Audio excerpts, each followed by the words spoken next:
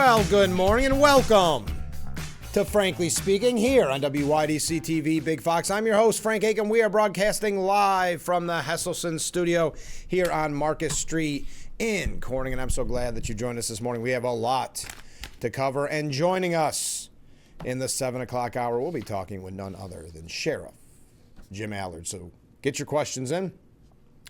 We've received quite a few already. All right, let's go to some viewer comments to kick off the program, then breaking news as we start our Friday broadcast before this huge storm, allegedly, we're supposed to be receiving. Okay, good morning, Frank. Steve here. Well, hey, Steve. Some people need an obvious reminder.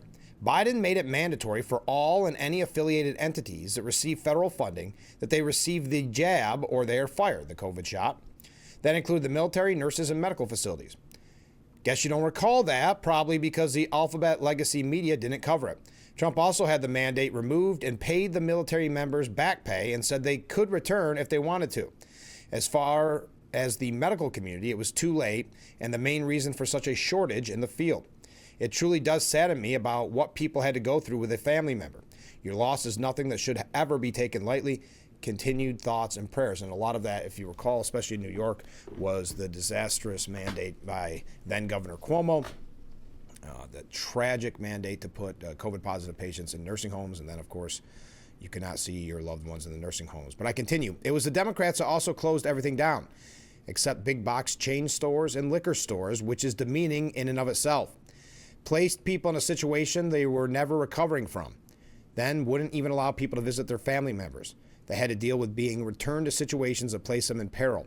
Also proven that it was all lies about how they handled COVID. Amazing how they kept everyone like mushrooms when vitamin D, the sun, was and is the best deterrent to combat COVID.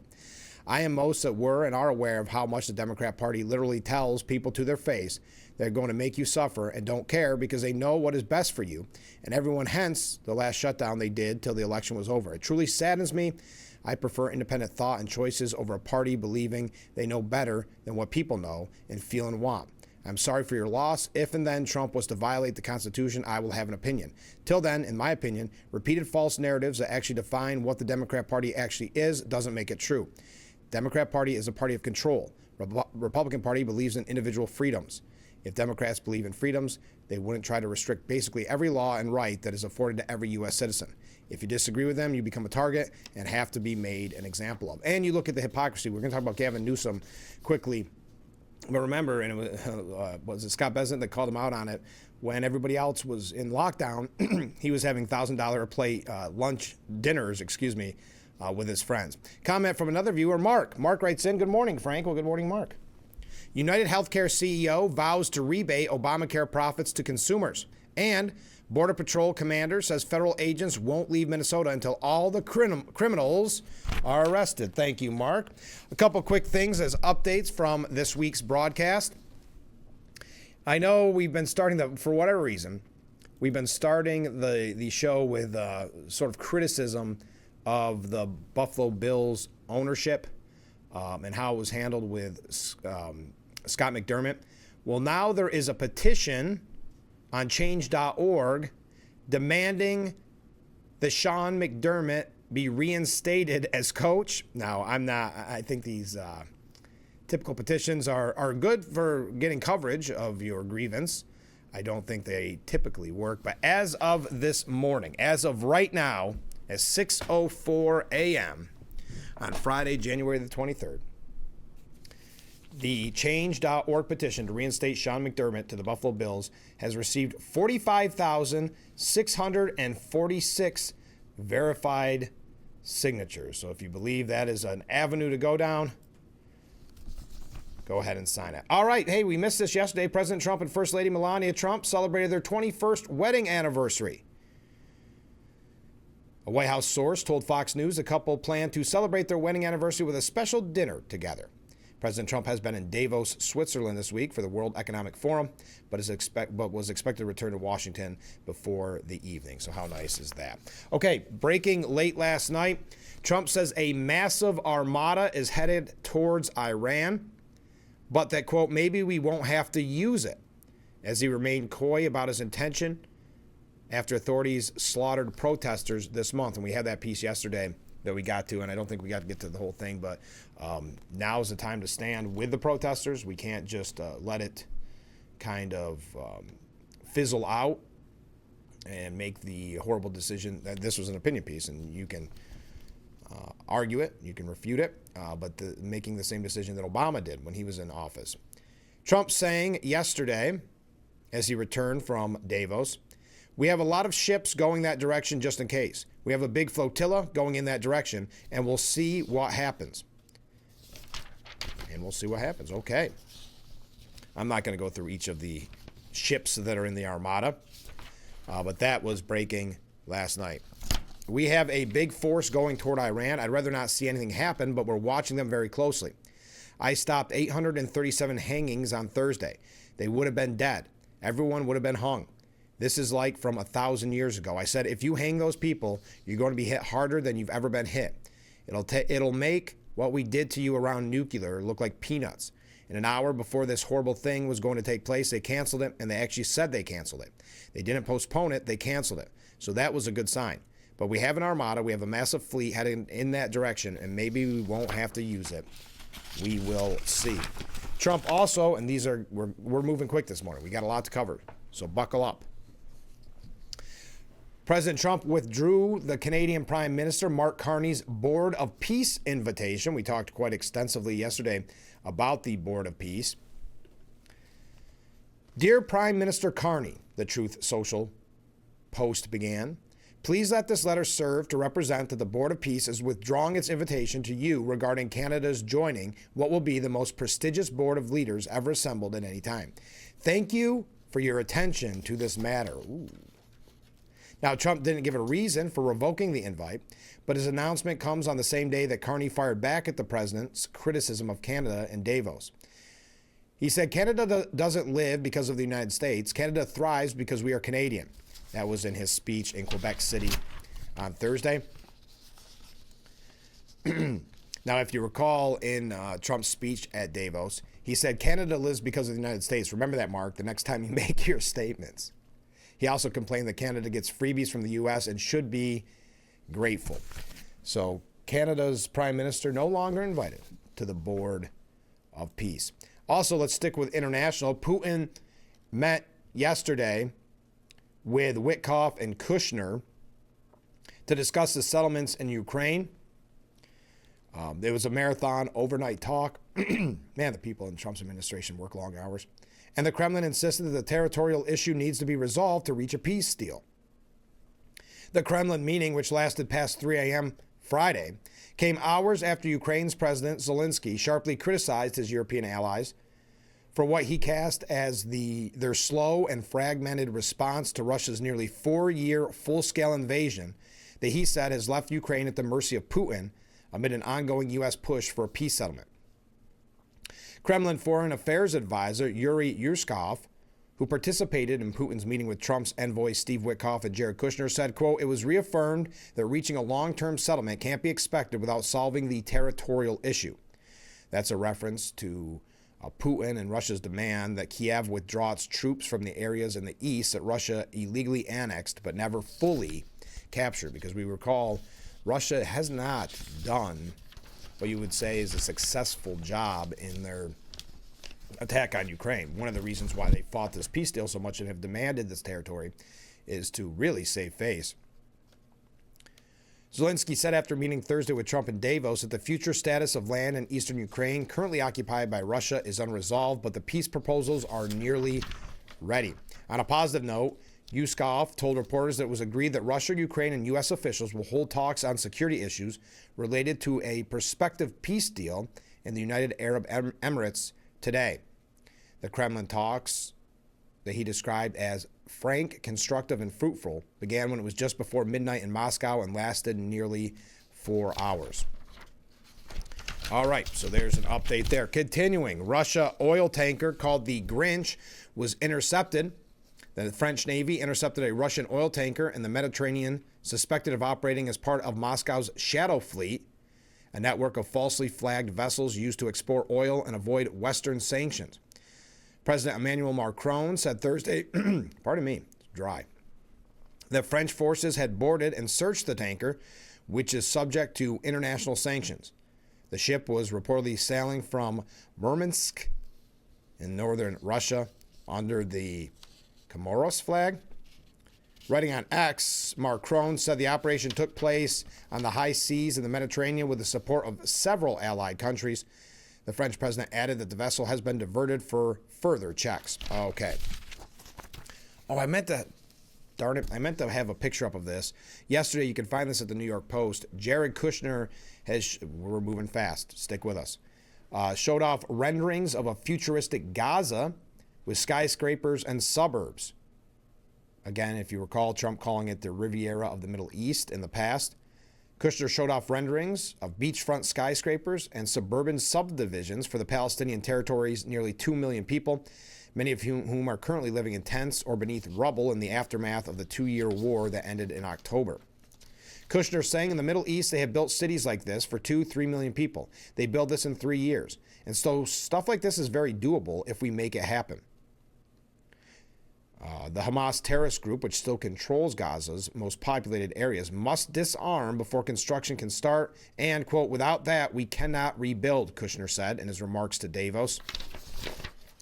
Without security, nobody is going to make investments. The plan calls for a phased reconstruction of the impoverished territory, beginning with the mass development of 100,000 homes in Rafah in the area south, with a goal of completion within 3 years. So you can find those renderings for yourself. All right. As mentioned, when we come back, we're going to talk about Governor Newsom real quick. A lot of people, even you would say some may be more aligned with the left, have been critical of this shtick of Gavin Newsom, which is to attack Trump. But in this case, he did it on foreign soil. And really calling out people like the Nobel Peace Prize winner, Macondo, saying that, essentially calling her pathetic for giving Trump that Nobel Peace Prize, saying some sexually suggestive comments about world leaders who aren't as tough as him on Trump. It came off more, I would argue, pathetic than it did forceful. I think, and I think the term's overused a lot about jumping the shark, but he really has his act is getting stale. It's getting old, and I'm not the only one saying it. We'll talk about that in a little bit. Then we have a couple of New York updates, a lot on Minnesota, Minneapolis. As you undoubtedly heard, 3 of the ringleaders behind the protest at the church have been arrested, according to Pam Bondi. But you also have Don Lemon, a judge refusing to sign that order to arrest Don Lemon. So it's kind of a mixed bag. We'll talk about that. Let's give you some opinion pieces. I see some comments coming in. Thanks for joining us on this Friday edition of Frankly Speaking. I'm glad you're not at the grocery stores right now, stocking up on everything. As they tell us, it could be a nasty weekend. So keep that in mind. You don't need to hear me say it because I'm sure you've heard it on every outlet and everyone you've talked to. The amount of snow has ranged from, I've heard, as little as 4 inches up to 4 feet, and I'm not exaggerating. It depends on who you talk to. So keep that in mind. Make your mad dash to the grocery stores like it looked like everybody else was doing yesterday. We got to take a short break. Stay with us. We'll be right back. The Frankly Speaking Roof Cam, brought to you by Boss Security and Horset. Contact them today for all your business and home security needs. We are back, broadcasting live from the Hesselson studio here on Marcus Street in Corning. Comment from a viewer. Steve writes in and says, I don't mean to step on Climate Fact Friday, Bob, but I have a question for everybody.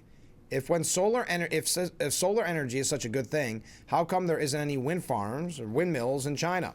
Amazing how all they do is profit from people actually believing something that is so far from the truth. And if you look at that security threat-wise, we've found that there's different parts and different things that China put in the windmills that they sell us, because they, I think, are the biggest provider of, or not windmills, excuse me, of solar panels.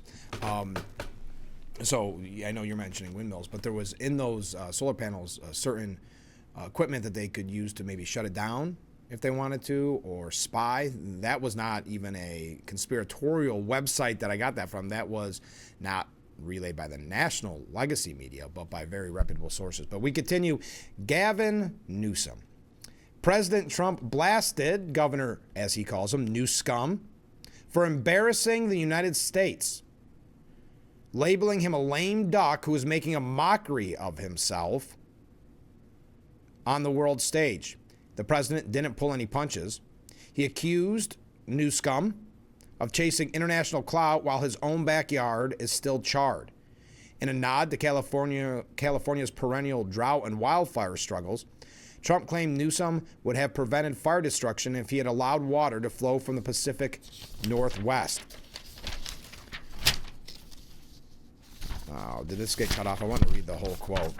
He should finish the monstrously over-budget and behind-schedule railroad from San Francisco to L.A., one of the greatest public disasters in history, and focus on stopping crime in the streets of California cities.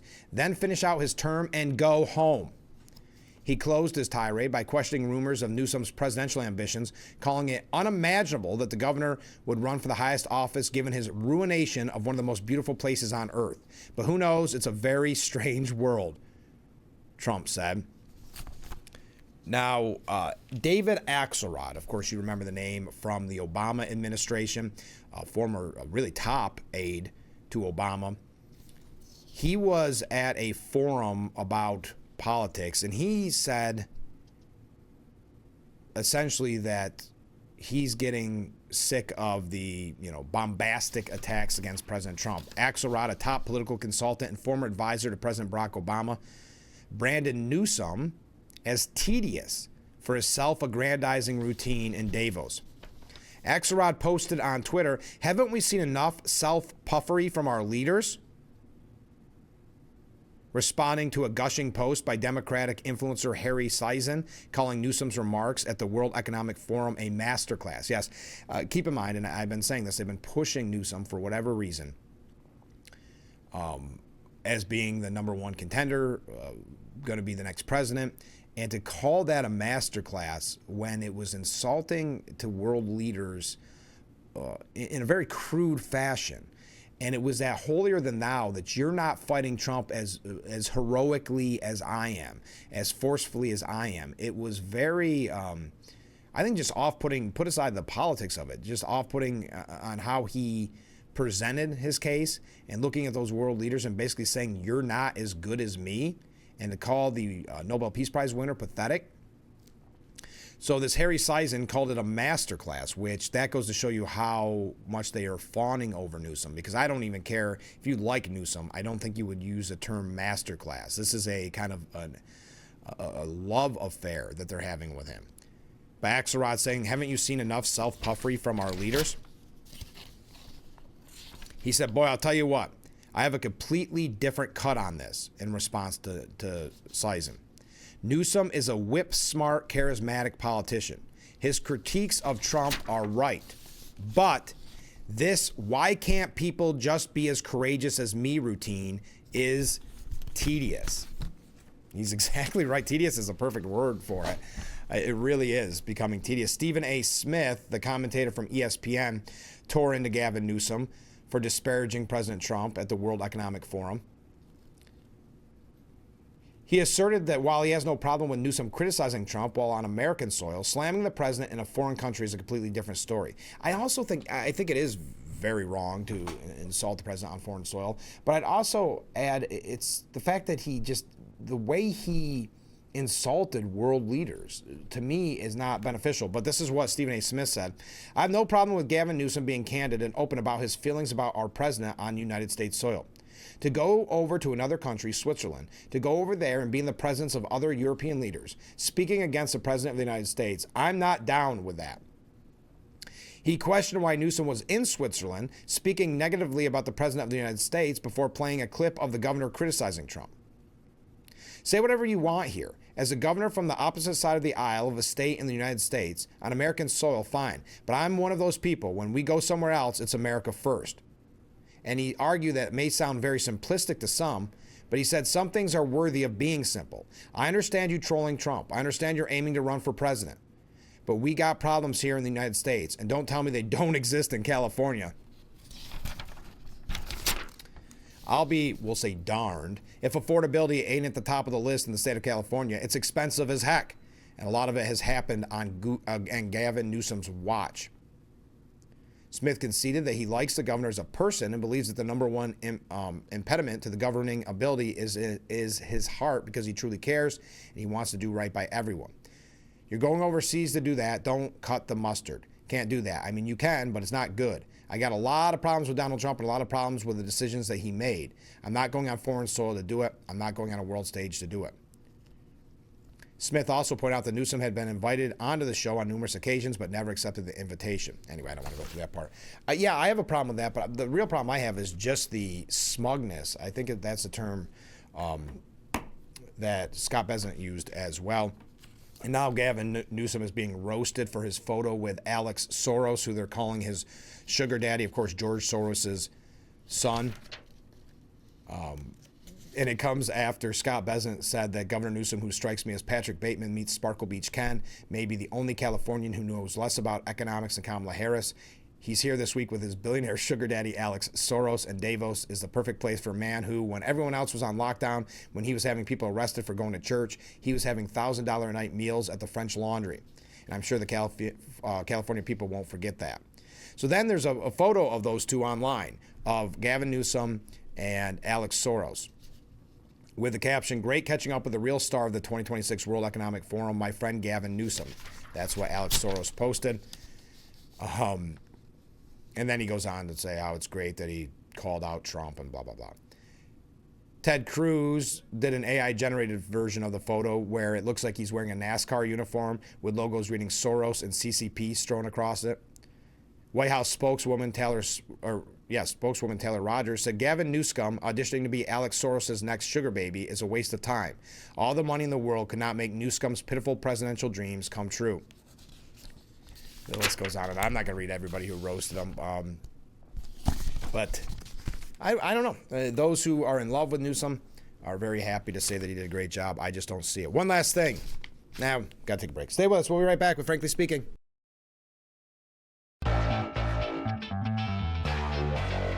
The Frankly Speaking Roof Cam, brought to you by Boss Security and Horseheads. Contact them today for all your business and home security needs. We are back, broadcasting live from the Hesselson studio. A couple of viewer comments.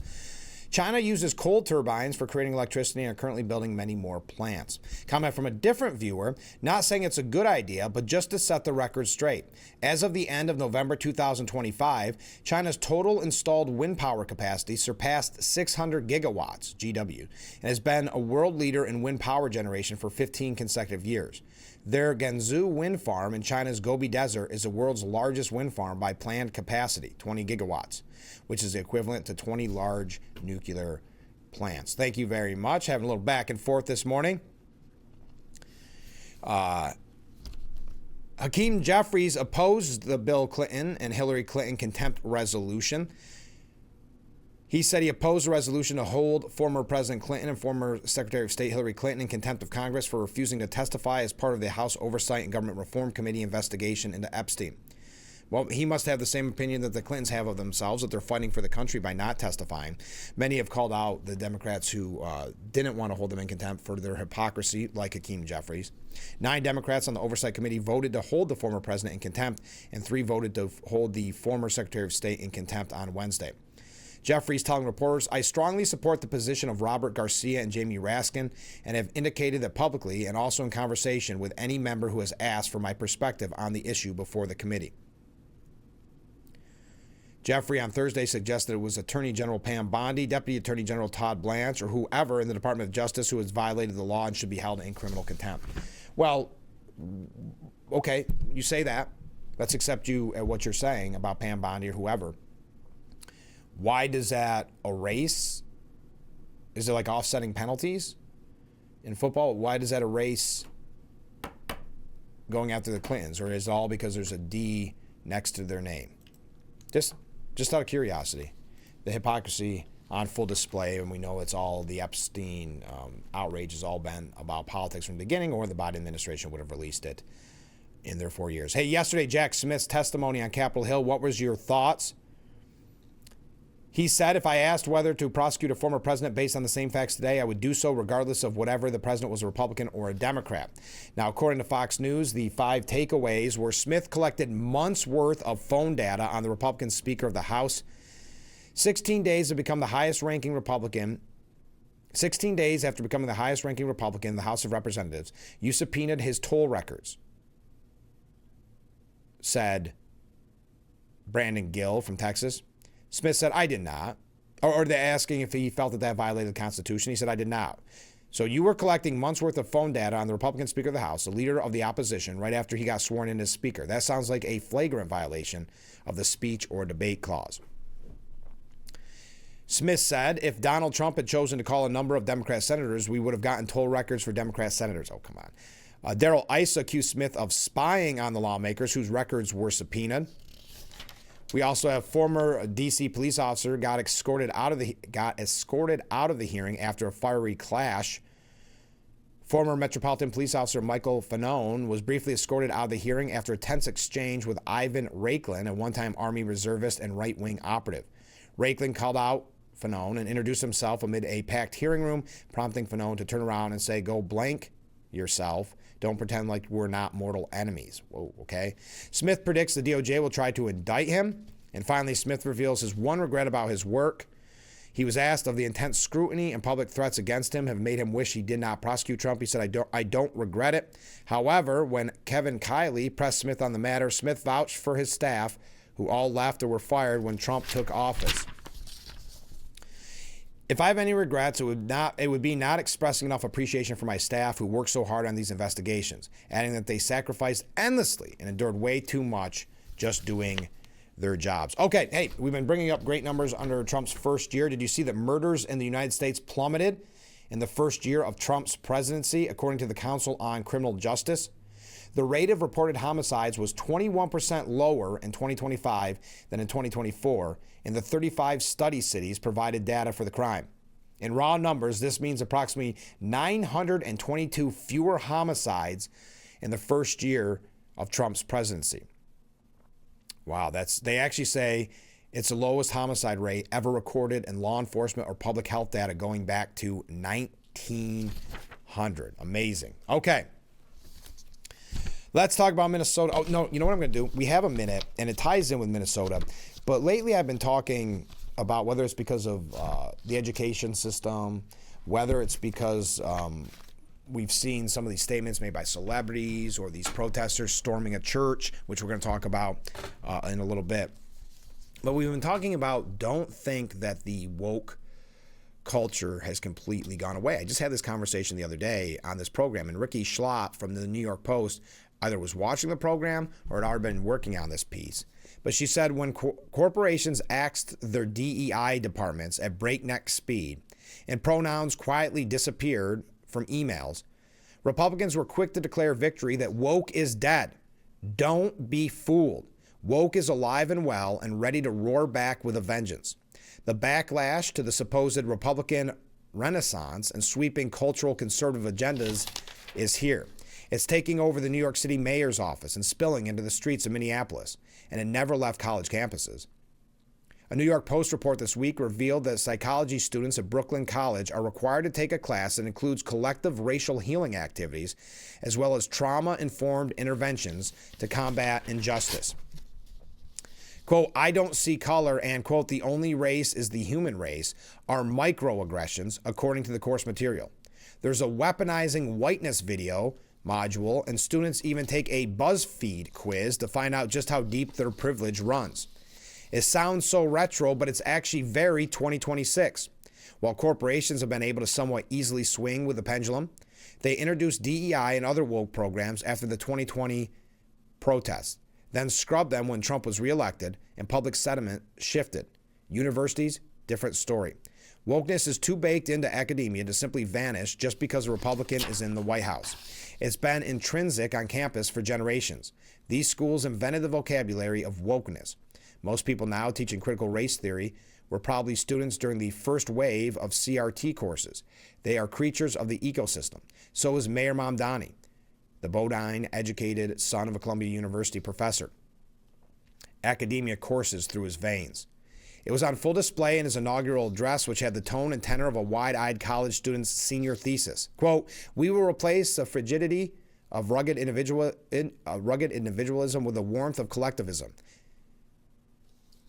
His picks for cabinet positions are precisely the educated elites who parrot the language of the institutions they churn them out. And she goes through to list each one. We don't have time for that, as you can imagine. But to not let up on this idea that woke is dead, it is not. The truth is, the right declared victory too early. Wokeness never died. It has infiltrated Gracie Mansion. It's filling the streets of Minneapolis. It's bubbling back up on social media and continues to simmer on college campuses. It's a weed that grows back stronger. We ignore it at our own peril. I thought that was great. When we come back, Minnesota, Minneapolis, we're going to talk about that. I see some waves, some comments coming in. Stay with us. We'll be right back after this.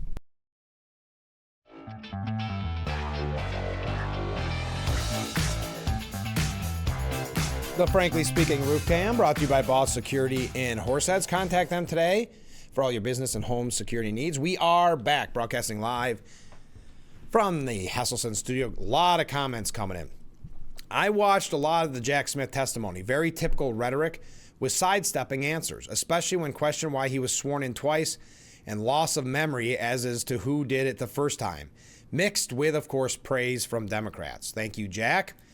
Continuing, Mark writes, "I see 2 credit card companies are joining Trump's 10% interest cap on credit cards." Oh, that's great. I had not seen that. Comment from a different viewer, "The essentially discriminatory practices of woke and DEI are the reasons why America is getting dumber and dumber." Thank you very much. Comment from a different viewer. Question for the comment on China's wind farms. How much does it cost China to build and how long before it pays it off? No idea. That went out. That's its own little subgenre here on Frankly Speaking right now. Ken writes in, "I heard Newsom being referred to as Sparkle Beach Ken, which prompted me to Google the toy. If you haven't seen the Sparkle Ken doll, it is a OMG. It is a dead ringer for Newsom. Swept back hair and all. A pic will follow. Do you think Mattel, a California company, patterned it after Newsom? Interesting. In an effort to get his face out there to subliminally indoctrinate the sheeple into getting used to seeing him around the country." Oh, that's a good point. Good morning. That's interesting. I'll have to look it up. I did not. I just assumed it was a great name, and it made it even funnier when Scott Besant said it. Oh, that is funny. You're not kidding, Ken.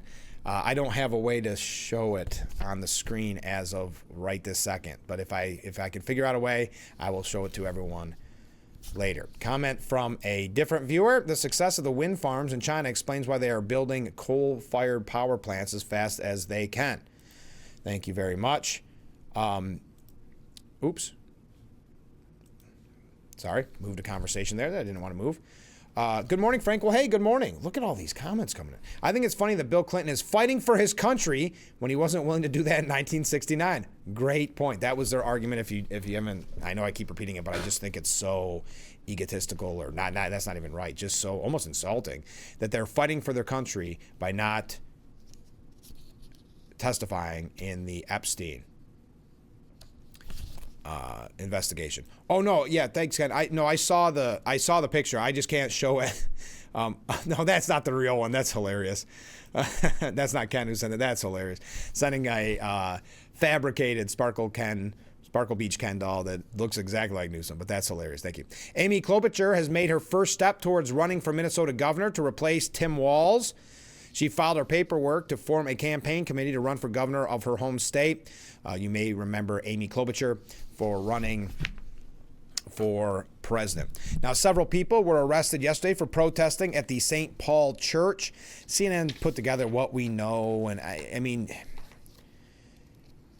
now the Minneapolis Mayor Jacob Frey denounced the arrest of one of the protesters, calling it a gross abuse of power. The way they've twisted themselves up into, I don't know why, I'm not going to read CNN's version, but 3 ringleaders of the anti-ICE mob who stormed the church, including a school board member, have been arrested, according to Pam Bondi. "We have arrested Nakima Levy Armstrong, who allegedly played a key role in organizing the coordinated attack on City's Church in St. Paul, Minnesota. Listen loud and clear. We do not tolerate attacks on places of worship," she said. Armstrong allegedly led the raucous group, including Don Lemon, from the Racial Justice Network to storm the church and call out resident pastor David Eastwood, accusing him of moonlighting as the acting field office director for ICE in Minnesota. A picture of Armstrong being led away in handcuffs was shared by the Department of Homeland Security Secretary Kristi Noem. Noem saying religious freedom is the bedrock of the United States. There is no First Amendment right to obstruct someone from practicing their religion. One of the people arrested, William Kelly, he's on TikTok known as the Woke Farmer. Interesting. So woke, another time we brought that up today, was arrested by the FBI on Thursday and charged with conspiracy to deprive rights and violating the FACE Act for his role in a January 18th incident where anti-ICE protesters invaded City's church during a service. We know that background. Why I mentioned Kelly specifically, he was taunting Pam Bondi in the days after the church invasion, telling her to, quote, come and get me, among other profanity-laced rants posted to his social media. Yesterday, I went to a church with Nikema Armstrong, and I protested these white supremacists. Now, keep in mind, his language, no different than Don Lemon. Don Lemon said that the fact that those members of the church, the parishioners of the church, felt that their church service shouldn't be interrupted was a form of entitlement and of their entitlement from white supremacy. Keep that in mind. That's Don Lemon, who used to work for CNN, if that gives you any idea to look inside CNN's. So echoing what Don Lemon said. And by the way, remember when I say that woke is very much in these protests, just like the ones locally, are very much about getting your picture at the protest, getting the attention, saying you are the most aggrieved, you care the most, you're the biggest defender of woke culture. Isn't that what Mr. Kelly is doing here? Posting on his TikTok. Yesterday, I went into a church with Nikema Armstrong, and I protested these white supremacists. The pastor of the church is a blanking ICE leader in the city. How can you be a blanking pastor and be a blanking ICE agent? Blank them. They want to come after me? Blank them. How can they live so comfortably while the blanking people, I know I'm saying it's way too much, but what else can I do? From Somalia that are in this country legally, they have, I'm going to stop saying blank, you get the point. Citizenship, can't even go to their mosque and pray. And then he calls them Nazis with a lot more cursing. Nazis, come and get me, Pam Bondi, you traitorous blank. Well, she did. She did. Now, the judge, and this is unfortunate, the judge rejected Trump's Department of Justice bid to charge Don Lemon over the church storming. A source familiar with the matter told the New York Post that Attorney General Pam Bondi was enraged by the judge's decision not to sign off on the charge against Lemon and added that she was heading to Minnesota herself. As a federal magistrate judge in Minnesota, Bondi announced earlier that 2 prominent local activists, that ended up being 3, were arrested. Lemon initially tried to get out of facing criminal conspiracy charges by claiming he was committing journalism while taking part in the disruption. Whenever anyone conspires to violate the protected civil rights of American citizens, the Klan Act can be used to bring a conspiracy charge, said Benny Johnson. Said Assistant Attorney General for Civil Rights Harmeet Dillon to Benny Johnson. Well, we don't have to go into Don Lemon. We'll talk a little bit more about this when we return. Stay with us. We'll be right back after this. The Frankly Speaking Roof Cam brought to you by Boss Security in Horseheads. Contact them today for all your business and home security needs. We are back broadcasting live from the Hesselson studio. Don't forget, Sheriff Allard will be joining us in the next hour. You will not want to miss that. Comment from a viewer. What's next? The Karen Bass doll? Yes, the mayor of Los Angeles, where she was out of the country during the wildfires. Newsom and her handling that wildfire situation disastrously. Great point. Comment from a different viewer. You are sick of the subject, I am sure, Frank, but a previous viewer put his finger on it. China is simultaneously building renewable and coal power generation because they know they can't depend on renewables. Say what you want about China, but they ain't nearly as dumb as we and we'll say Europeans. Thank you very much. I like the nickname, though. Okay, the New York Post editorial board. I don't know if I agree with the sentiment, but not necessarily the argument itself, saying that the left's effort to justify the church invasion is worse than the attack itself. Well, it catches your attention, we'll put it that way. Has-been TV anchor Don Lemon inadvertently did the country a favor by embedding himself and his camera in that deranged anti-ICE assault on the Twin Cities church. The clear video record showing the stunt to be a fevered disruption of a religious service fully justifies the arrest of 2 protest ringleaders on federal charges, since the local authorities plainly would never act despite the evidence. And that's why we see the judge, the activist judge there, not signing off on Don Lemon's arrest. Now, I thought it was 3. Why am I hearing 3 and then I'm hearing 2? So it must have been 2 were arrested, but I'll continue. So yes, you know that they would have never been arrested if it weren't for the evidence that Don Lemon inadvertently supplied. It says here, after all, both head hooligans are connected to the Minneapolis-St. Paul political power structure.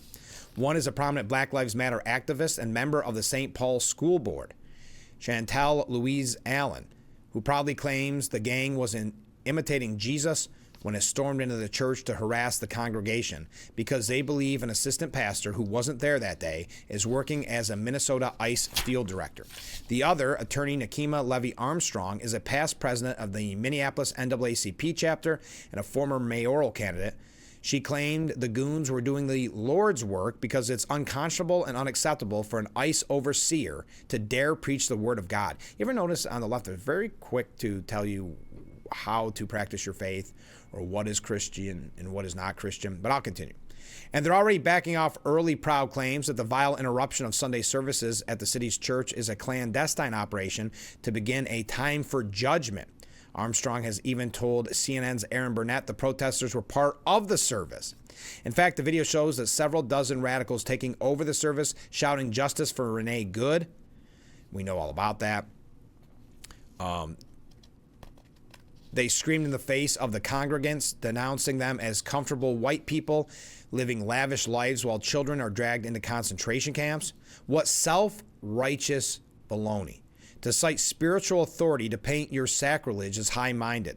The church invasion, incidentally, came just 5 months after another deranged leftist shot dozens, killing 2 children during a mass at another Twin Cities church.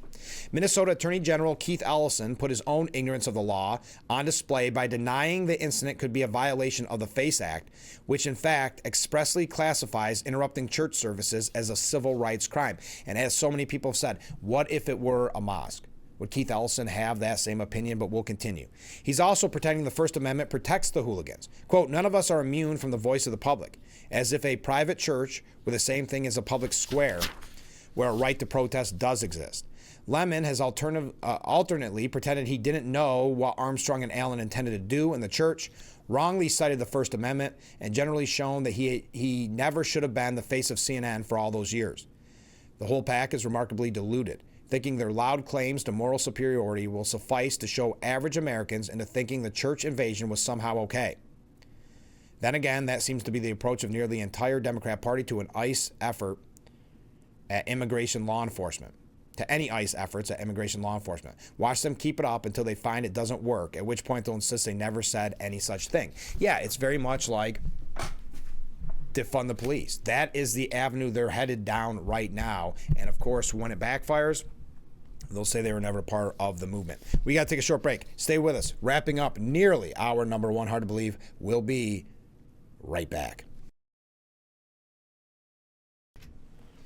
The Frankly Speaking Roof Cam, brought to you by Boss Security in Horseheads. Contact them today for all your business and home security needs.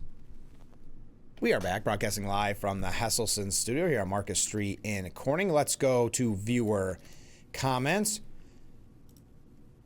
Regarding the left, talk about prejudice. True feelings become manifest when anger rules.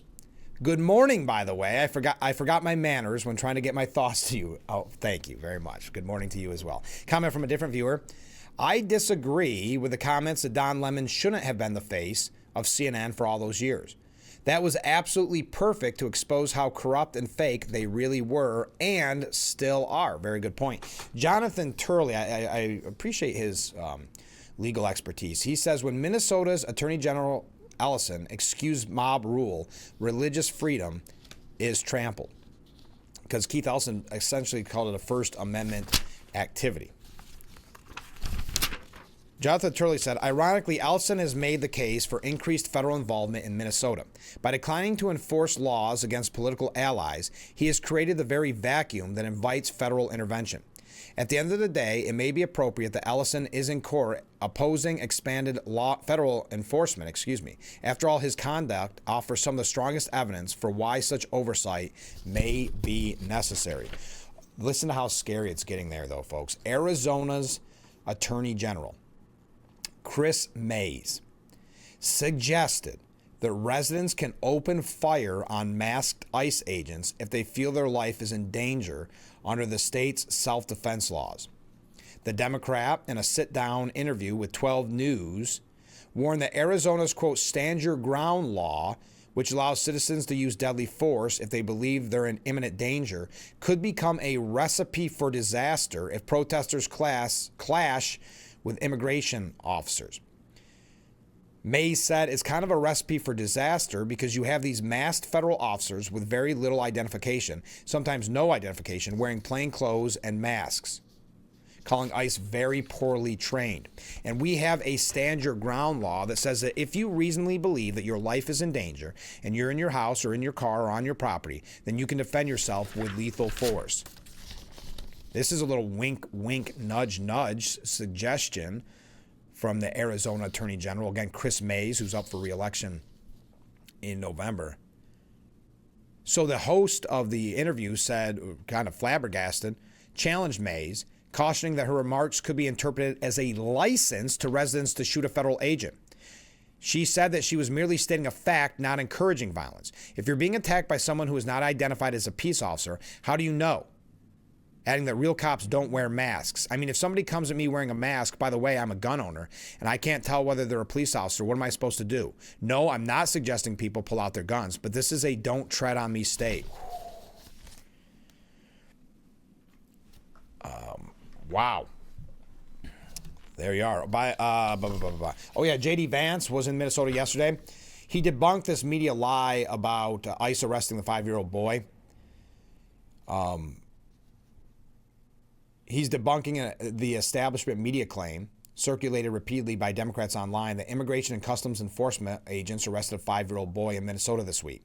The claim went viral after Representative Allard Omar posted a local news article wherein Columbia Heights Public School Superintendent Zena Stenvik suggested ICE took custody of a 5-year-old boy who was being driven to school by his illegal alien father. In reality, ICE agents said they had no choice but to stay with a 5-year-old boy, identified as Liam Ramos, after his illegal alien father took off without him when agents approached the vehicle.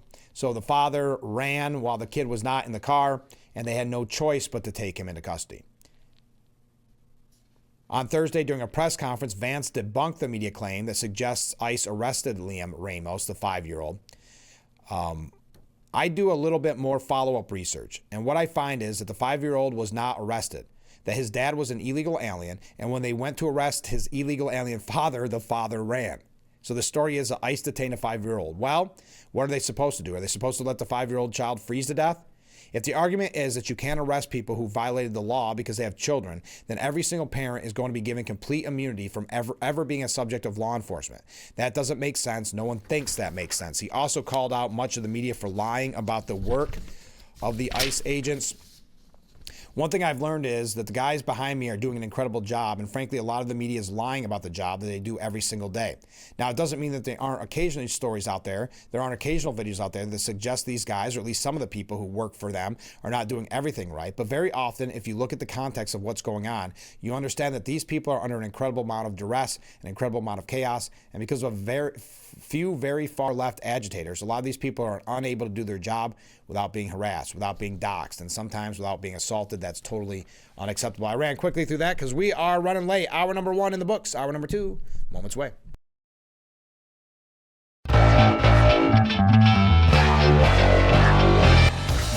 And we welcome you to hour number 2 of Frankly Speaking here on WYDC TV Big Fox. I'm your host, Frank Acom. We are broadcasting live from the Hesselson studio. Thank you for joining us. We still have a lot to cover, and in a little bit, we'll be talking with Steuben County Sheriff Jim Allard, so get your questions in for him. Comment from a viewer regarding our conversation in the last hour. Stand your ground law, that doesn't apply to federal agents or any law enforcement for that matter. That's moronic to even think that. That's called the castle doctrine, not stand your ground law. Stand your ground law applies when you're off the property unless your state doesn't have a castle doctrine. Thank you very much. Regarding a comment from a different viewer, regarding the 5-year-old, it was reported on one of the fake local news agencies that the child's mother was asked to take him. She refused. Thank you very much. The other one was a story about the criminal contempt charges against Bill and Hillary. Yes, we talked about that yesterday. Thank you very much. Minnesota businesses are joining an economic blackout to protest ICE. Okay, that'll show them. Representative Steve Cohen stated that he wants to abolish ICE as it currently is, and they are basically a revolutionary guard on our streets. He also argued that, quote, they didn't have the right to go into the car of Miss Good. So that's Representative Steve Cohen, Democrat from Tennessee. Eric Swalwell, who's running for governor in California, maybe running for president again. He said Immigration and Customs Enforcement, as it exists today, needed to be completely dismantled. Now, and bringing this statewide, New York City teachers unions are going to hold a day of action in solidarity with Minneapolis. That's the teachers, remember. These are the same people that are the grown-ups in the room teaching the children. Members of the Big Apple's powerful teachers union will don black in a show of solidarity with Minneapolis today, demanding ICE stay out of the city after the shooting death of Renee Nicole Good, according to the group. The United Federation of Teachers urged educators, staff, and community members to join a nationwide day of action to protest federal immigration operations targeting students, teachers, and immigrants in and around local schools. Boy, so this won't just be in New York City. If they're just wearing black, I'm sure this will even happen locally. When is every day, just out of curiosity, a nationwide day of action? Boy, it sure seems that ever since Trump's got in office, that's what the left keeps pushing, a nationwide day of action. There was on the 20th. We talked about that. Now, according to Chris Churchill at the Albany Times-Union, he believes the Minnesota shooting is a flashpoint for the race for governor, our race for governor here in New York between, there's Governor Hochul and her primary challenger, Lieutenant Governor Delgado, but also that's when we go to the general, it looks to be, if it's going to be Governor Hochul and Bruce Blakeman. We just witnessed our first notable flashpoint in the race for governor, a back and forth over the killing of Renee Good by an ICE agent in Minneapolis.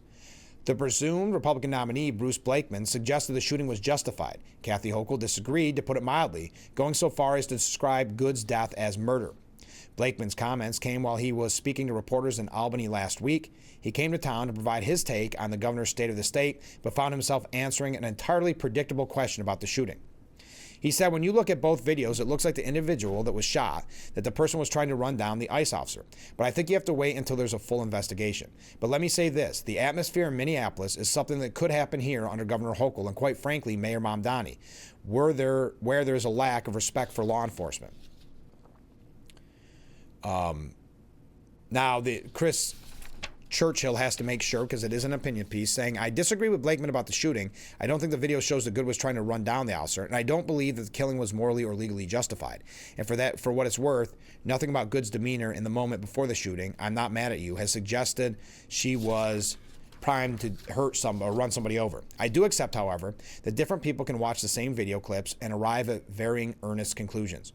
We all come to these things with our priors, our political tribes and camps, our individual worldview. Anyway, we go on. Why it all became about Chris Churchill beats me. But it's unlikely any of this will have a lasting impact on the governor's race, but it does set the tone and highlights the Trump problem that Blakeman faces.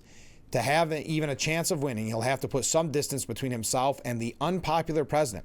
He'll have to show voters he's more than a minion. So far, we're still waiting.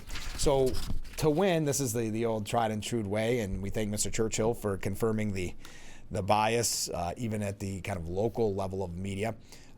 Listen, you've heard my thoughts on Blakeman. We don't have to belabor that point or relitigate it. But this idea that he's got to distance himself from Trump. So you're not going. So if he does, Mr. Churchill, you're never going to do another report on him about his past connections with Trump, or continue to call him a Trump minion, just out of curiosity. You notice how the people that never want to see Republicans win always tell Republicans that they have to be more moderate?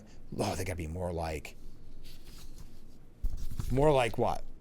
Jeb Bush, more like McCain? What they always mean is they have to cave to the left on everything, and then they might get a little credit, but then they'll go back to saying, but at one time, close ally to Trump. Anyway, enough on that. where do we want to go from here?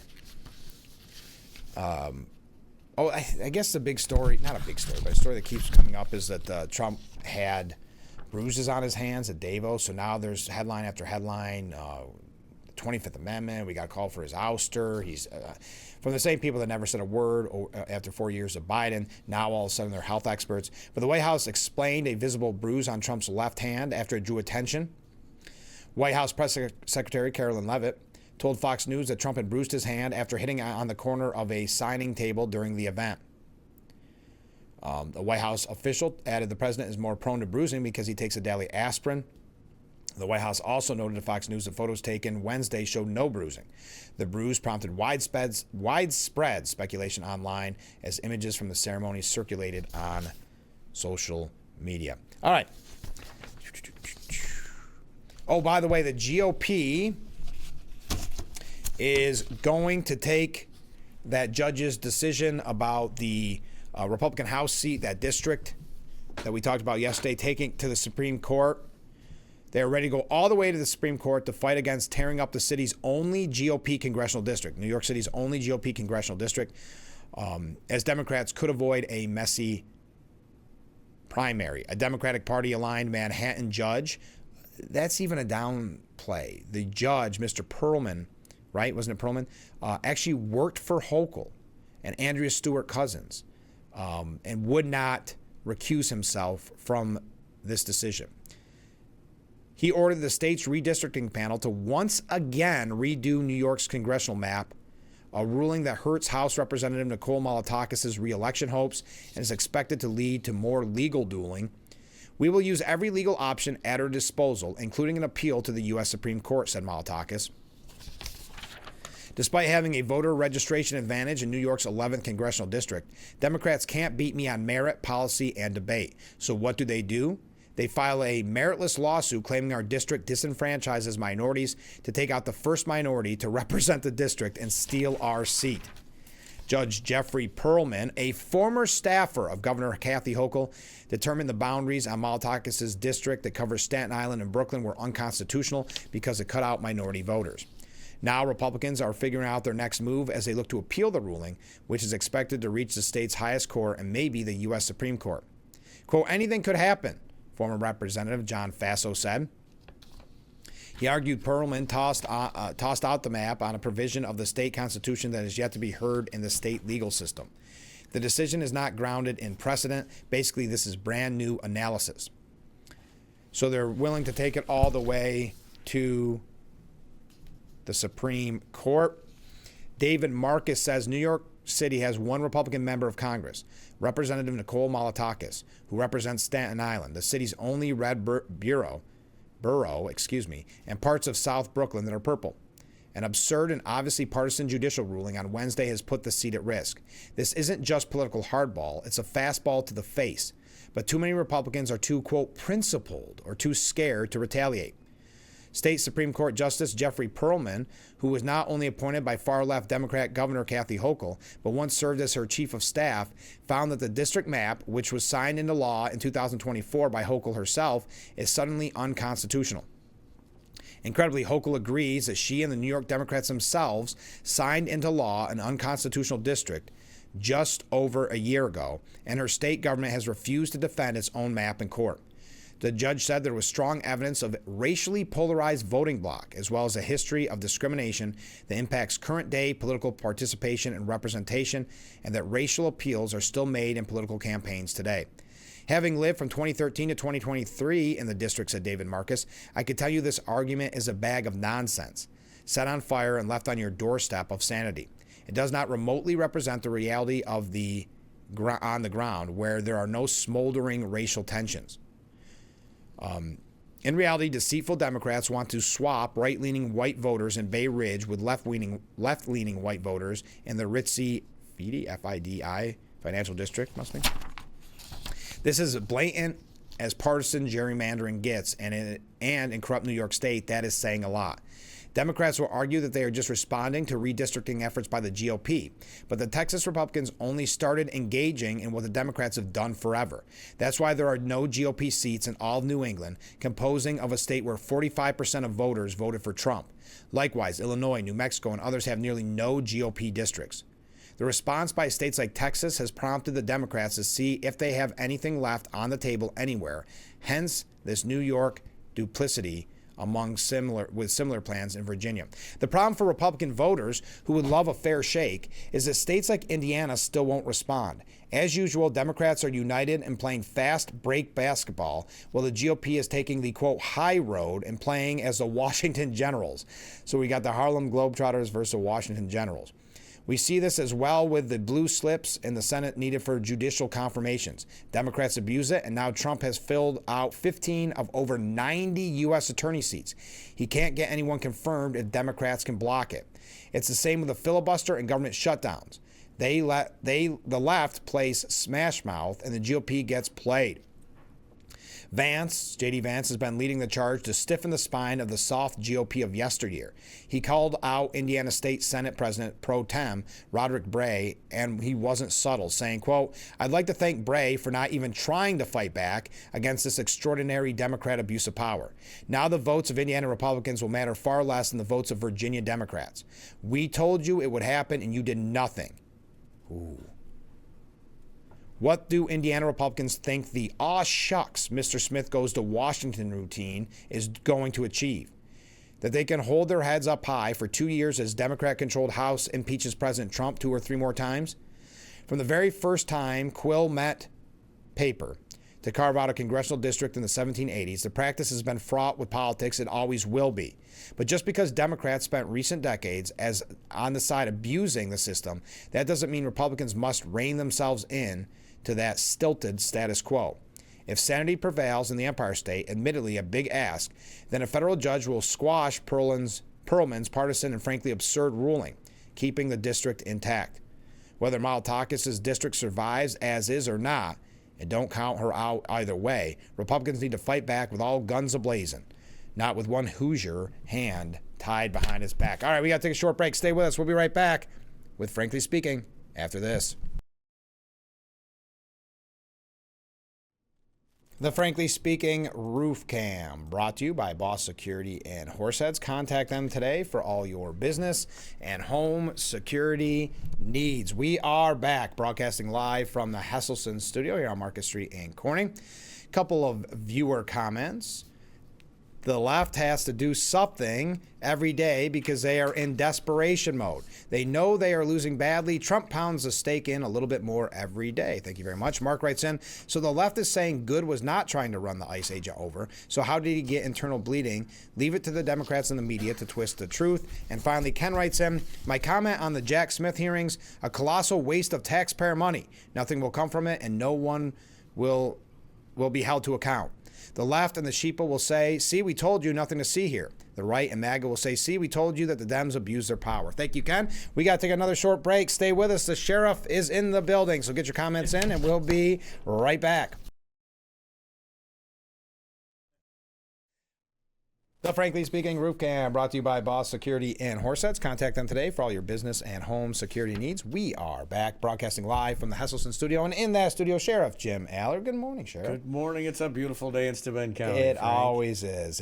Boy, this weekend sounds like it could get a little hairy. But who knows? We never know. I'm not a meteorologist. We might live in New York State or something. I know. In January, people forget that it's cold. So I saw some posts online. How was the New York State Sheriff's Association meeting? It was a busy week. We covered a lot of ground. We had a lot of really good classes. And because I'm the chair of the Institute, I get to MC the award ceremony. Oh, wow. How'd that go? Holy cow. What a phenomenal bunch of heroes. Mm-hmm. That's all I can say is, as I'm reading them and as we were reading the submissions prior to choosing the award receivers, I'm just amazed at the level of law enforcement in this state. Mm-hmm. Was it difficult to choose? I mean, it was. Yeah. Yeah, there were, especially Deputy of the Year. Usually we do one Deputy of the Year. This year we did 3. Oh, wow. And we had some others that were definitely deserving, but not as deserving. You know what I mean? Yeah, it probably stings a little bit because you want to give them all awards Yeah. when it's that impressive. Yeah, Wow. it really was. So what kind of events happen? You said a lot of like classes and things like that Yeah, throughout the whole week? we had a variety of classes. We had the Border Patrol was in, RCMP came in and talked about how they're working now with our folks. We had a class on the dark web. We had a class on AI. Oh, no. Oh, yeah. We had a wellness class, all things that are topical right now. One of the most interesting ones we had was an intelligence analyst from the Cochise County Sheriff's Office in Arizona. Okay. And he has been able to map how folks are smuggled in by the cartel, where they go, how they go. And I did not realize even in upstate New York, there's money services that are sending $15 and $20 million a year back to the cartels. Wow. From folks that were delivered here to work and pay off their debt for their delivery. It was amazing. I'm guessing, and you mentioned AI and dark web, there's got to be some eye-opening conferences or that you're attending. How scary is it when you learn about the dark web and AI?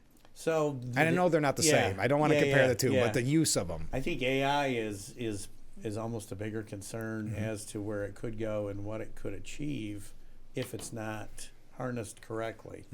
The dark web, actually, the whole class was, everything you see is this kid with a hoodie over. He's like, that's not it. No. And the guy that he does investigations on the dark web for the DEA is the guy that presented. Very, very knowledgeable fella. And he's like, it's just a version of the web. Right. It's all how you use it. Now, you can use it to order drugs and you can use it to get child porn and all of those bad things, but it's still just a vehicle to do that. What makes it different is the ability to trace. Everything has a already. All right. Mark it 722. That's got to be it actually record. It actually went right back to its perfect spot. I was like, but what makes a difference is when you enter the web, you have a place here, then there's a middle place, and then there's a final place. So this guy only knows who's entering. This guy only knows what website you're accessing, and this guy in the middle knows nothing. I gotcha. So the anonymity of it is what makes it unique. And how much do you think at the sheriff's office you're going to have to deal with scams from AI? Are you already dealing with them? Yeah. Oh, yeah. I see so many people just ananecdotally on Facebook getting duped by it that it's been used as crime since the day it was. Especially with Facebook, how much of that you see? Yeah. Because you'll see, like, especially after a sporting event, you'll see a coach supposedly saying this. The worst thing. And then you'll see it for 3 other teams. Yeah. The exact same thing. And then people buy into it. But then you watch Pagula's press conference, and so maybe never mind. Maybe he should have used AI. Yeah, he should have used AI in that. But I heard you had a special guest at the Sheriff's Association. Yeah, the governor came in and spoke for about 15 minutes and left very quickly. Didn't take any questions, but at least that's the first time she's come to the conference. Oh, really? She came. Because it's an election year. Well, there might be that too. She came a year ago for when we swore, or 2 years ago when we swore in the president, and jetted quickly. And this is the first time since Governor Cuomo that the governor actually came to the conference. So what was her kind of talking points? Was it that everything is okay? It was. I know how hard your job is, and a lot of it was because her husband was he was a United States attorney as a prosecutor. I actually worked with him. Oh, and when I was here at Corning, and just that it was hey, we hear you. Call me if there's an issue, and of course we're all like, really? Okay. You didn't give us your card. Where's your number? But okay. I have to say one good thing. Oh, that's nice. In the budget, we're doing the wellness center at the summer camp. In the budget, a group that we're working with, the Mental Health Association of New York State, put in for $1 million grant for programming. Wonderful. It's in the budget. So hopefully, programming should be starting there. I would hope that should be bipartisan, but you never know with Albany. Right. But I believe it passed the the initial. Oh, good. That's wonderful. The first hurdle's over. So, well, there's at least one good thing at the So I have to give props where props is due. Yeah. Now, I know we've joked about this in the past, but when you see the state of the state by the governor, or you start to see her budget priorities, you must just be on your phone all day wondering what new restriction on law enforcement is coming our way. Right. What did you think of this state of the state and what we've heard so far about the budget? So there's a lot of Senator Salazar has another whole batch of anti-law enforcement stuff. Yeah. But it doesn't look like it got any traction in the budget. There's very little mention of it in the budget. The only real law enforcement stuff I saw in the budget was expanding sanctuary areas. Yeah. But then Governor Hochul, because they wanted to, I can't remember what it was called, like New York for All or something, which is an extreme sanctuary. It doesn't seem like Governor Hochul's latched onto that. Last I saw, she hasn't made any statement on it. No. And I spoke previously about the corrections omnibus bill at the end of last year and how they were going to expand.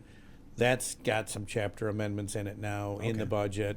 They were going to expand the Commission of Correction to 9 people. It's still 3 full-time, 2 part-time. Okay. But the 2 part-time have full authority. Yeah, okay. And one of those part-timers has to be a former prison inmate. I remember you telling us that. And so that's still in there. That's still in there. And the other one has to be either a doctor or an attorney that was engaged in protecting the rights of inmates. Okay. Well, that's helpful. Yeah. Okay. So, and also I saw the governor saying, I read this on Empire Report earlier this week, that there's no appetite for reforms to raise the age. Right? Did you hear that? She did say that. Yeah. So, why? Even for a while there, even Democrats were talking about after July 4th, what happened in Albany with all those young people shooting out flares and causing a lot. There seemed to be an actual appetite for it, to keep using that term. Why? Her argument didn't seem like a very good argument to me. Just seems like she doesn't want the controversy or doesn't want to deal with it. Correct. She just doesn't want to dredge it up again, and because that is something that's on her. Yeah. And you look at some of the stuff that's been passed, like the Clean Slate Act. Yeah. There's been very little done on that, and that's going to be really tough for places when you do a background check on somebody. If it's 3 years after they had their misdemeanor conviction of endangering the welfare of a child, it's not going to show. Yeah. And think of the implication of what job they're applying for. These are things that, this is what scares us about Albany. It's just like we joke about it on the program a lot. You remember last year where that Manhattan assembly person suggested that you couldn't have more than 750 cows on a cow? Remember that? Yeah. It just seems like they sit around in a room and try to think of the most outlandish, outrageous things. But with the one-party rule in Albany, those can actually come true now. They do. Yeah. They do, and that's, we have an attorney at the Sheriff's Association that tracks every bill that comes out, and then we obviously as a group send our opinion to the Hill. Yeah. We did a networking at the Fort Orange Club this year and invited several of the downstate legislators to come meet us and mix with us. Yeah. And I'm happy to say that Assemblyman Palmisano, Sempolinski, and Assemblywoman Bailey and Senator O'Mara all attended. Of course, I'm sure. It was very good to see them there and see their support. But there were some folks that came that I didn't expect to see. Salazar wasn't one of them. No, he couldn't make it. But, that's something that we're engaged in now, trying to break down the barriers so at least we can have a discussion and be part of the conversation. Well, and by the way, we got a comment here that I wanted to mention. Good morning, gentlemen. It's always a beautiful day when Sheriff Allard is on Frankly Speaking. Mayor John Buckley. Thank you, Mayor, for watching. He is. We appreciate that. Going back just quickly to the raise the age, and we talked with Sheriff Strom about this not that long ago, and I know we talked about it numerous times. It's so many young lives are ruined because of this law. And so for the governor to say that no one really wants to look at it, think of for the next 4 years, if she wins re-election and nothing has changed, how many lives are just destroyed? And it's insidious on the levels that it does that. I mean, obviously the criminal element is looking for 17-year-olds to commit crimes, but when they are caught, there are no local facilities to hold them. Right. So when you look at most of the folks that we have, especially 16-year-olds that are in a supervised detention, we're taking them to Nassau County or down to New York City or Westchester. Their family has no, if there was an attempt to reach out to them, they're completely isolated. Yeah. That's opposite of everything we know that works. Yeah. And then when they get adjudicated, they're held in these areas with people that are accused of very, very serious crimes. I know Sheriff Baxter in Monroe County, his is always full. I'm sure. His specialized secure detention, which are 17-year-old adolescent offenders, is the majority of them that are in there for murder. So if you get sent in there for something else, guess what? Yeah. You're in with some pretty bad people. It's a shame, but again, even if she were to reform it, it's not. It's just like with bail reform or whatever. It's going to be a token effort. But I thought she would just for the re-election year to say that she's tough, because look how good Lee Zeldin did running on public safety. Right now, she doesn't really have that argument. She'll find a way to twist it. But we better take a short break. Let's keep those questions and comments coming in, and we'll be right back with Frankly Speaking after this. And we are back with Frankly Speaking. That's the Frankly Speaking Roof Cam, brought to you by Boss Security and Horseheads. Contact them today for all your business and home security needs. We are back broadcasting live from the Hesselson studio, and that studio Sheriff Allard. We've got so many comments. We're going to talk, just so people know, we are going to talk about ICE. We are going. I'm sure you were waiting for that, but we talked about the mayor earlier. You're going to be on the Pulse. Yes. Mayor of Hornell, John Buckley, has a Pulse on WLEA. If you're in Hornell, it's on Saturdays and Sunday at 1 o'clock. I like doing that show. He Brian does a O'Neill really good job with that. Yep. Yep. And you get to hear Brian O'Neill laugh in the background. Laugh in the background, and he's masterful at that. So, so we've got a lot to cover. I know people are asking why it's taking so long. Before we talk about ICE, new legislators are in. We haven't talked since the new year. Yep. What's it look like with the new legislation? What do you think the year ahead looks like? Well, I think this is going to be a year of the legislature trying to rebuild their forward-facing their reputation. Okay, let's say that I was wondering what word you're going to use. You know, their appeal is still ongoing. It was scheduled for oral arguments March 3rd. They filed for an extension to try and push it out further. How long for is that whatever delay? Reason. I don't know. Really? It either delays it to later in this appellate session or to the next one. I don't know. How long are we going to continue to talk about this? Well, you know, it's funny. I had a talk yesterday with one of the attorneys at the Sheriff's Association, and he goes, I just can't believe they're not trying to reconcile and put this behind them. You would think. And I said, well, all I'm told is that I need to quit saying bad things about them. So, and yet that's why I invite you on this program. but seriously, it's unfortunate that here we are in 2026 still talking about it. From something that happened in September of 23. Yeah. Think of it. It's almost 3 years. That is. Now, but I do think we had Kelly Fitzpatrick on last week. I do think a lot of people want to look forward. They do. Not look back. They do. Not all of them, but there are some. But I think a lot of that, going back to your point, if they would just let this play out and get it over with. Or not delay it again. Or conclude it. Yeah, or well, more important, that would be the smart decision. But it seems like at this point, I guess they're all in. But let's not delay it even further. Yes. Maybe they're hoping that it goes out of people's minds. I think so. I think there's an attempt to get some distance from it. You know, kind of the Serve Pro. Yeah. Get it cleaned up like it never really happened. Yeah. But I would say November. And if you look at November, I think a lot of people still remember. Yeah. And, you know, obviously I haven't been made whole yet. No. And this continues on, and it's silly. I looked on the county website last week, and I sent an email to the chair and to the county attorney and said, hey, you're still listing that local law as being passed. Yeah. Which you had to stay on before you put it on. Right. And then it was struck down by a Supreme Court judge. So what are we doing here? If you're moving on, let's clean things up. Move on. And fix things and then move on. Right. Because if we don't clean things up and fix things, we're not moving on, we're just continuing. Right. Have you had an opportunity to meet with the new legislators? Yeah. So I had Mr. Valino came in last week for a tour, yeah. or a week and a half ago for a tour, and Monday, the other 3 new ones plus 2 of the existing ones are coming in for a tour of the jail. Great. And, I welcome that because obviously I'm very much engaged in transparency. Please come in and see what we do. And it's important that they see what they're going to be voting on. 100%. Because I think until you tour that jail, you have no idea how big it is and how much goes on in there. Right. And, I hate to belabor the point, but we have 32 town courts. We have 14 villages and 2 cities, and the county court building. Our correction officers are transporting a lot all over the county, and there's a lot of moving parts in that jail. Oh yeah, I know. I follow the app. I see the people. I see the people coming in and out. I'm refreshing hourly. That's right. But we have to talk about ICE, and I was mentioning this earlier.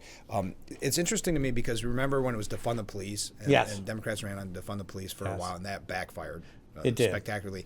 I feel like they're treading on that, maybe even going further with this whole attack, this anti-ICE now protesting in churches. Yeah. Do you feel that there's going to be a backlash on that? I do. Yeah. I do. Bob Lonsberry did a really good article, I think it was a week ago, comparing the George Floyd riots to what's going on now, and that was an attack on local law enforcement. This is an attack on federal law enforcement. And I see similarities, and actually there's a lot of the same players. Yeah. And when we did the reform plan that Governor Cuomo ordered, if you recall, there was one specific person that was in front of City Hall every day with signs that once it was done, I haven't seen her. I never saw her before, and I haven't seen her since. Right. And when you talk to folks in urban areas, it's the same type of mobilization and people that are protesting. This is such a diverse topic. I've got friends in the Sheriff's Association, sheriffs in other counties that are, my very good friend, but we disagree completely on these issues. And I think we see that the difference is that he and I can talk about it. Right. And we can disagree and still get along and still work together. And what I'm seeing nationally is this inability to disagree but still work together. And I signed the contracts with the federal government to be able to work with ICE because I don't want an incident here in Steuben County where someone gets hurt. Yeah. It's my feeling, and I feel it's my responsibility that when any federal law enforcement group comes into Steuben County, that we make sure that we protect them and our residents from hurting themselves. Right.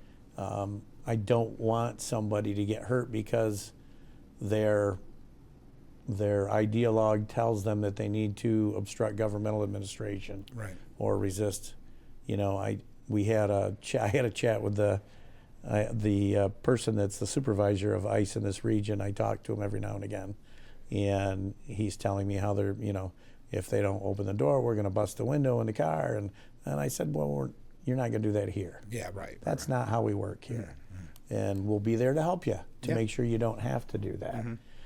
And I see that as our role. Now, do I want to go out rounding people up because they look different? Obviously, no. Right. That's unconstitutional. But ICE is going to come whether we want them or not. Right. And let's make it safe for everyone. Residents, for the person being detained, everything. That's my goal, is to make sure that folks are safely handled and handled with dignity. But it is a crime to enter this country illegally without going through a port of entry. And if you're deported and you enter again, it's a felony. Right. So to cross without going through a port of entry is a misdemeanor. If you're deported and you do it again, that's a felony. Those are crimes. And that's the criminal aspect of what ICE does. The administrative aspect, which gets all the attention, is, say I come in and I get a work visa for 6 months, I stay for 6 years. Right. That's where the administrative detainments occur. But the folks that are being smuggled in or coming in over our borders without coming through a port of entry, those are criminals. They have committed a crime. That's the folks that ICE is picking up, and when they've been here, it's been to pick up somebody with a warrant for criminal action here in the United States. Right. And That you wouldn't want in your community. right. Yeah. And to get them out. Now we had a pair of Chinese nationals that were scamming people. Yeah, I remember that. Yeah. We turned over and they went. We had another fellow that was from the country of Georgia who was stealing cars. Okay. And he had been deported before and came back. We called and they came right down and got him, and away he went. That's the kind of things I'm interested in doing to keep Steuben County safe. But imagine that there's people that are upset that you are working to take those people off the street. I mean, I saw some footage of. There's a protest every day on Market Street anymore. I saw it. Don't There quote was some me. walkout or something the other day. Yeah. The 20th there was one, but I can't remember which one it was. And I saw that there was a sign that said something like "Sheriff Allard, stay away from." Or, Yeah. I'm not supposed to work with them. Yeah. I don't know. Probably had cuss words in it too. But imagine you receiving a pushback for that. It doesn't surprise me. If you recall, when I spoke out against marijuana, I received a lot of pushback. Yeah. When I spoke out against bail reform, I received a lot of pushback. So it doesn't surprise me. But again, I think here, anybody that wants to sit down and discuss it with me, I'm more than happy. And I'll explain exactly what we do and how we do it, and that it works. Well, I've been working with ICE successfully since the 1990s. Yeah, it's just now it's the buzzword. Yes, and we do a ton of work with the FBI. We do a ton of work with the DEA. They're all law enforcement partners. I liken it to if suddenly we didn't like the DEA. Right. Which and we could started happen. protesting the DEA. It'll never happen while Terry Cole's in charge. That's right. but suddenly then we don't have to listen to them or follow the rules that are established in our national laws. I don't understand the reasoning. Yeah. And the problem is and I hate to put it this way, but there's been so many protests, and it goes back to even before the George Floyd protest, because it's happened on college campuses with anti-Semitism. Yep. There's not consequences for these protesters and these people disrupting law enforcement. Well, I think and then now when there are. is, and then now that there is, they're not expecting that, and it's Right. unfortunate that these protesters were coddled for so long. Yes. I'm not saying There was no consequence right. to criminal activity. Yeah, right. And now there is. Right. And that's why I think there's a shock, because really I think many of these protests, and I see it even locally, it is all about you getting your selfie, protesting and showing you care the most, getting the most likes, and when it gets out of hands and becomes a mob or a riot, there are consequences. Yes, and it's really dangerous. That I saw, it was one of our local high school teachers that posted, if only Luke Skywalker had complied with the stormtroopers. That's what I mean. And that's, to me, that's incredibly dangerous, because this isn't a movie. It's not a game. It's not TV, and it's not a TikTok video. It's life and death sometimes. Exactly. And it's very real consequences. So when I see those things, it really terrifies me as to the danger and the possibility of violence. Well, and their simplicity in some of their arguments has real world consequences. Yes. When you throw something like that out, like you said, it's a movie. It's almost like a fantasy, sci-fi. It's not. It's real very, life. It's very serious. By the way, we mentioned you're going to be on the Pulse with Mayor Buckley on WLEA on Saturday and Sunday at 1 o'clock. You're also going to be making an appearance on February the 27th. I understand. Are we allowed to talk about that, or is that the big? As far as I know, we just did.